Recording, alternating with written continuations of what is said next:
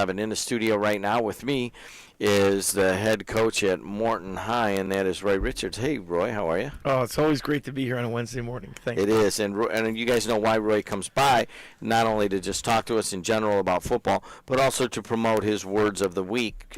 Roy, explain what they are again. We started this a little while ago, and this is our second year. These words are coming from the SAT work list.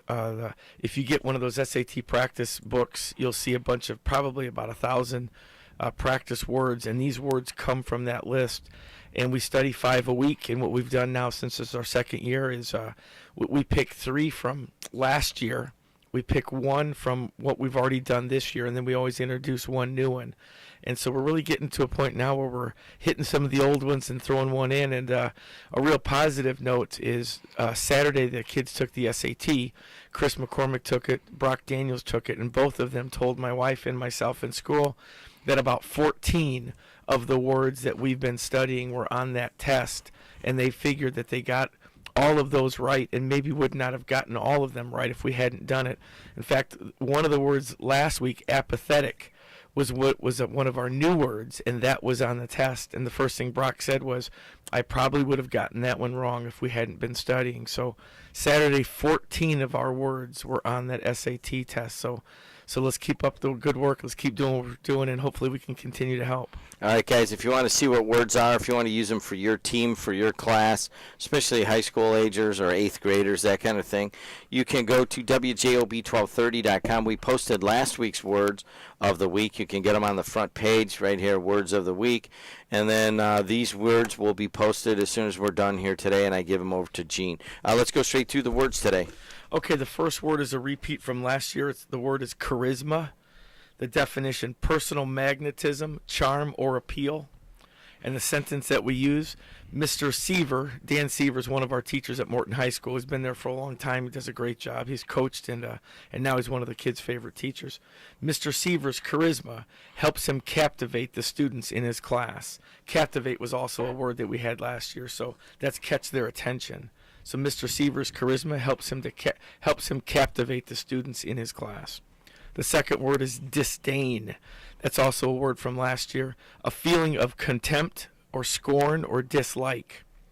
The fans showed their disdain for the officials by booing them at the end of the game. Unfortunately, that happens a lot, but that is a good word, and it's one that we run across quite a bit, so we want to study that one. The third one is endorse. This is our third review from last year. To approve or support. And our tennis team won the sectional title this past week. I don't think that's ever happened at Morton, or at least hasn't since I got there. So we want to throw them a little bit of a shout out. After winning sectionals, our boys tennis team was asked to endorse brands of breakfast cereal. The fourth word, evasive. This is one from this year. It's a review. What we try to do is look at some of the words that we thought the kids got wrong or maybe misunderstood or using incorrectly and throw that again. So the fourth word, evasive. And the key word there is intentionally vague, not just vague. Intentionally vague or ambiguous. The definition, John L. was very evasive in his explanation to Mr. Friend regarding why he was in the hallway and not in his class. And the fifth word, and this is the new word, articulate, and it's the adjective form of articulate. Articulate would be a verb, more action. This is articulate, the adjective. Using language easily or clearly.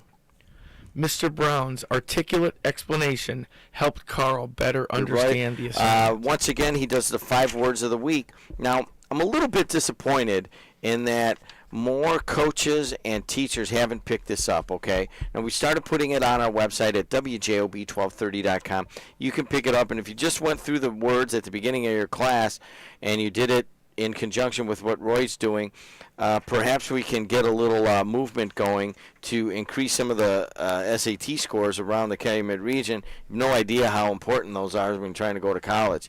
Even 50 points can make the entire difference. Oh, it's huge. And I know everybody's busy. I know as a coach right now, teaching a full load and coaching your team, it's incredibly busy. And and the way the state is in Indiana right now, they're putting so much extra stuff on teachers that I completely understand that people might look at that and say, I just don't have the time to do that. It really doesn't take much time. All you've got to do is let us know you want to get on the words.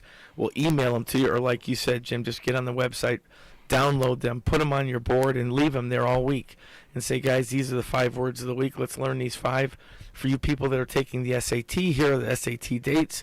You'll need to know some of these words by the time you take that test. So I think a lot of that will help. 209-845-1100. Hey, you're on the air. What's going on, Joe? Yes, I have to say kudos to Coach Richards. Coach Richards, I give you a lot of kudos. I really do it. I admire you for trying to teach the young kids the proper use of the language. I'm going to make this real quick comment, and then I'm going to hang up there.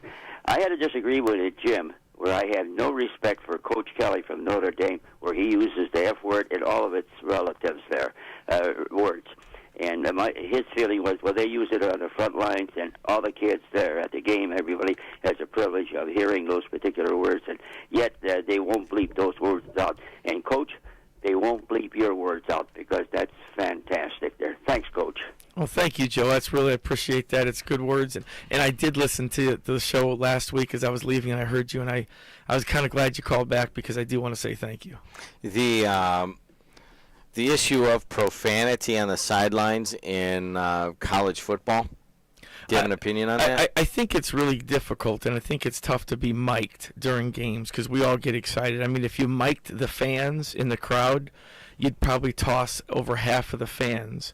If you mic the people watching TV on a Sunday, you'd probably toss a lot of those people too. I think it's really difficult that we put a microphone on people in the heat of the moment and then judge them. I know where Joe's coming from, and I appreciate it. I think when you're in that limelight, you're under a microscope, you have to really kind of watch what you're doing here, and it makes it a little bit easier as a high school coach, but you are around high school kids, and you have to remember that, and you have to make sure that they understand what is appropriate, what is accepted, and what is professional, and that's where teaching comes before coaching. So I appreciate Joe's comments. As part of the media, for a long time I wrote for the Times, and I walked the sidelines. Now I don't do it as much, but there were a couple of local coaches that would make a sailor blush on the sideline. You're not one of them.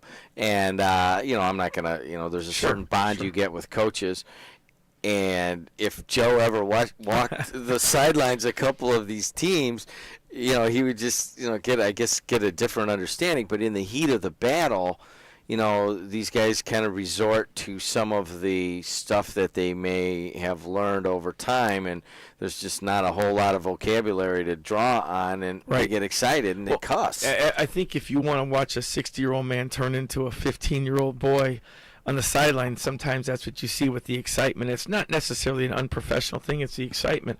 And it's where I go back and I say, this is where you really have to emphasize the right stuff the rest of the time, because if you do slip, if you do make a mistake, if you do let that child in you come out, it can be drowned out by what you're preaching and what you're practicing the rest of the time. So it's not excusable. It's certainly not endorsed. It's one of our words, but it can happen, and as long as it's not what you stand for and it doesn't define you, I think your kids see what really does make you as a person and a leader. In the GLAC, Great Lakes Athletic Conference, Roy Richards, Hammond Morton Governors, no surprise there at the top of the conference.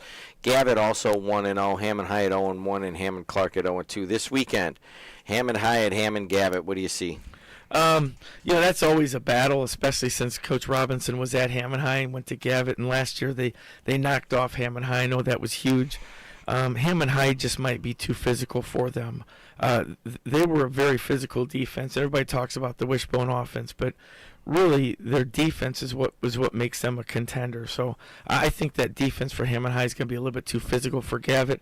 I certainly wish both of them the best of luck, and we play Gavitt next week, so it'll be interesting to see that film and see how both teams have adjusted to each other. Let's move over to the Duneland Athletic Conference. Of course, Lake Central got to be the surprise team of the year at 7-0. They're 5-0 in the conference, but they got a doozy this weekend. Lake Central, Maryville. What do you see? I kind of said this a while ago. I think Lake Central is just too big for everybody, and they've got so many kids that once they get it going, they're just too physical. Maryville's a heck of a team, and they're so well coached. I just don't know if anybody can handle Lake Central's size up front, so I'm going to go with Lake Central. Okay, also Crown Point goes over to Chesterton. That's another big matchup in the Duneland. And let's move on to the Lake Athletic Northwest Crossroads Conference. We've got Lowell at Munster. You've played both of those. Yeah, I look back and I think, boy, we probably could very well have easily lost to Lowell, and we could very well easily have beaten Munster. So those teams are very balanced, and it's at Munster. It's going to be a matter of whether or not Munster can hang in there defensively. I think they ought to be able to. I could see Munster winning that game. All right, and that, of course, is a big game in the Northwest Crossroads Conference because Lowell, even though they do have 2 losses, is 4-0 in the conference, and they are tied atop that conference with Andrain. Andrain, of course, is at the top of that conference, and they are part of our Friday night game of the week. Sure. And that will be Griffith and Andrain. Andrain's got to be a huge favorite in that game. But does Griffith have a shot? Where's the game? It's at Andrain. I think Griffith always has a shot. I think any team coached by Russ Radke always has a chance. They're so well coached. I know I talk with Phil every day, and we both know that Griffith's going to come out with something that we haven't seen, something that Andrain hasn't prepared for. The last couple games, they've shown a lot of stuff that's new. I still think that the game's going to be won by the team that has the best players, and that's Andrain. But you've got to give it to Griffith. They seem to, every time we count them out, they find a way to coach themselves back into the title hunt. So congratulations and good luck to both teams, but I really think Andrain's just got too much talent. All right, your game this Friday night, you've got Ryan Turley's squad at 1-6. He's in his first year at the vaunted Hobart Brick as they beat Gary Westside in the first week. They've lost every game since, but they should have beat KV, they should have beat Griffith, and they almost beat Lowell. So this has got to be the best 1-6 team in the state of Indiana. Yeah, I think you always throw the records out, especially when you're either have injuries or you've got new coaches and you're feeling each other out and you're trying things. A lot of times the season's more important than one game, and it's more important to play the kids that deserve to play and run the plays that you've practiced and not try to pull one out of the hat. So I think it's a good football team, and if they come over and play a confident game, we're going to have our hands full. All right, there you go. Roy Richards, thanks again for coming in. If you want to see the 5 words, you can go to WJOB1230.com, and they'll have last week's words and this week's words. Use them with your team, in your classroom, however you might want to do it. If you have any questions of Roy Richards, you can email him at rrrichards@hammond.k12.in.us. It would be great if we could get a region-wide words of the week going here, and this would be something that's awesome. We're going to continue doing it, but if anybody says, hey, how about this word, we use this a lot, we'll certainly throw it in there and include it, your school in that word listing and make this a region-wide thing. There you go.